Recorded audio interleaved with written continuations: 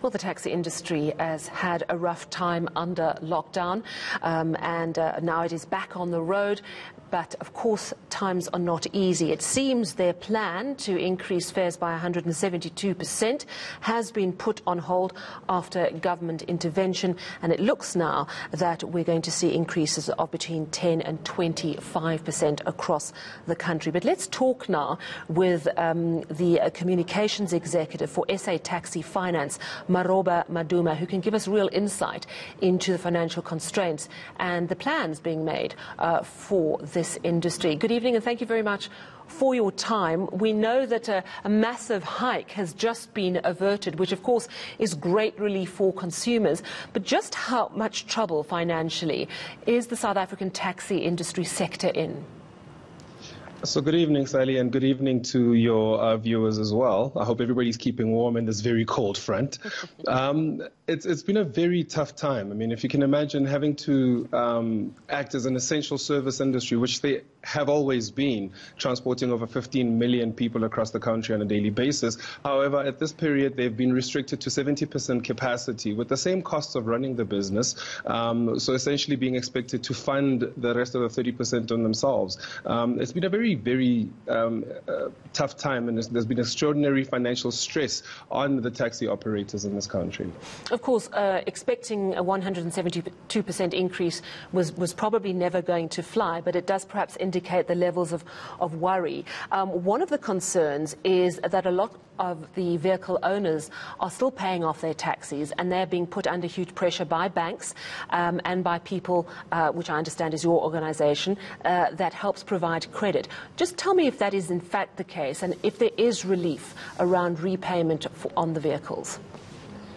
So definitely from our side, as I say, taxi, we were very quick to acknowledge the fact that this capacity restraint on the taxi industry is going to obviously have a very dire consequence on their liquidity as well as their profitability. So what we went ahead and did was in the month of April, we announced to the industry that we will be offering relief to our customer base. And of the 31,000, just over 31,000 customers that we have on our book, 25,000 of them actually qualified for this relief, and just over 22,500 took the relief, with the rest of them opting to actually pay their installments. And after more consultation with the two mother bodies of the industry, being Santaco and the NTA, we went ahead and then offered a further relief for the months of May and June, understanding that obviously the industry is still under the strain. And I must also mention, Sally, that we are an unbanked entity, so we have not received any relief from the government or from anyone else. The funders that we have at the moment, over 40 of our funders, both locally and internationally, have been very kind to us and have been very understanding of the environment that we're in.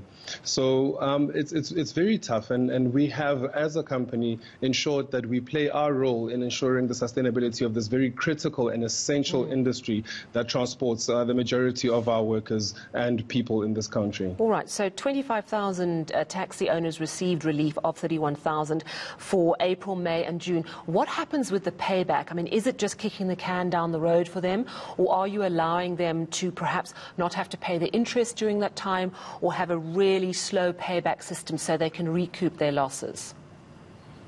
So, Sally, what's happened in the interim is we've said we understand that they don't have much to actually be able to pay during this period. So we've allowed them the option of not paying during this period, which they could opt into. So it wasn't forced onto them; they could opt into it. However, what we've then said is there's two options that they have, where we could either extend their term so that we don't increase their installments, further hampering their ability to actually feed their families and such, or they could also, if they feel that they have it within them to do so, they could opt to increase the installment in order for them to pay off for that relief period. All right. So, you know, looking long term, there's been so much talk about regulating this industry that government really needs to come to the party to support them. Would you agree with that? And if so, what should it look like, that sort of support? You know, I've listened to quite a lot of interactions between the industry and government, but both in media and in news media as well as in private, where there's been a long and many conversations around helping the industry and regulating the industry. The industry is already formalized. The issue is that a lot of people are saying that they need to be more regulated, which is a government role to be played. So definitely we think that in order for there to be more assistance and for the industries to not suffer, so that they can actually start getting some of the billions that are actually used to subsidize other modes of transport in this country, government and the industry need to very much fast track this process of conversations and get to implementing these regulations and get to making sure that the operators on the ground are able to actually get assistance when time is needed. Thank you very much, Maroba Maduma. He's the Communications Executive for SA Taxi Finance.